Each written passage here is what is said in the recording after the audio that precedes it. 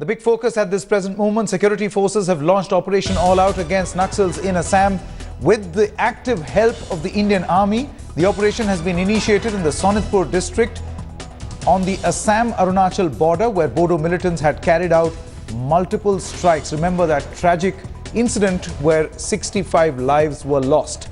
This is a joint operation, the one that has been launched right away by the Assam Rifles, Central Security Forces and the Assam Police, with the Indian Army assisting them. And this news has been brought to us by Manogya Loiwal, who now joins us live with all the latest. Manogya, do we know what exactly is the area where this joint operation is going to be launched, and do we have a time frame in place for them to act?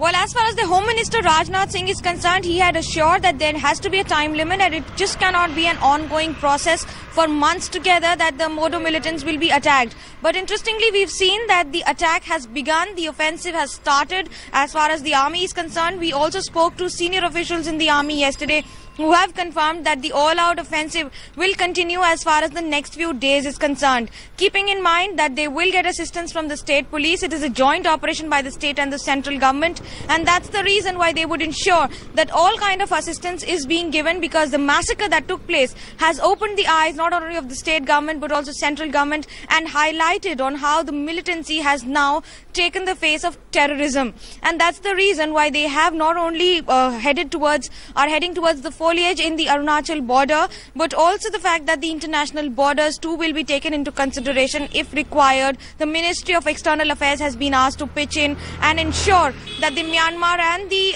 Bhutan border too are not affected, or the militants do not sneak peek into the international border, considering the fact that it has been a completely all-out offensive by the government now.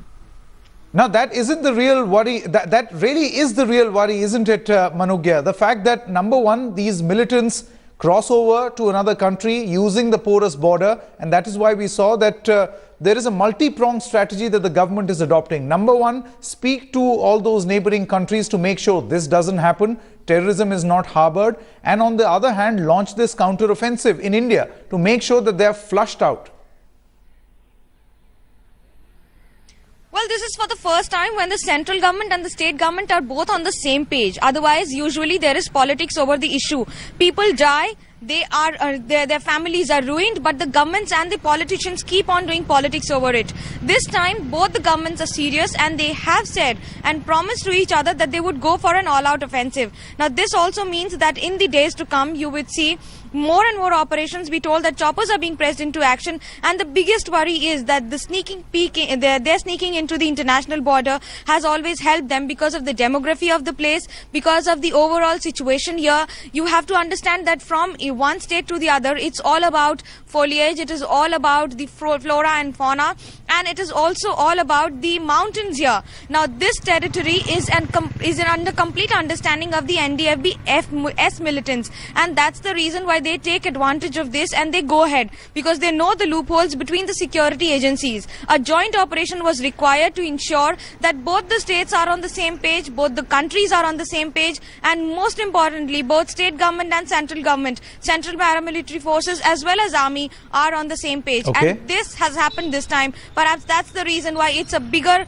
offensive than ever in this part of the country. Okay, Manogya, do stay on with us. Let's look at the other side of this particular story that is developing. The situation in Assam is grim, with thousands fleeing to relief camps from violence-hit areas. Adding to people's woes is the cold. 15 relief camps are housing more than 14,000 displaced people. A 12-hour bandh has in fact been called by the tribal organizations in protest of the Bodo massacre that claimed now 76 lives.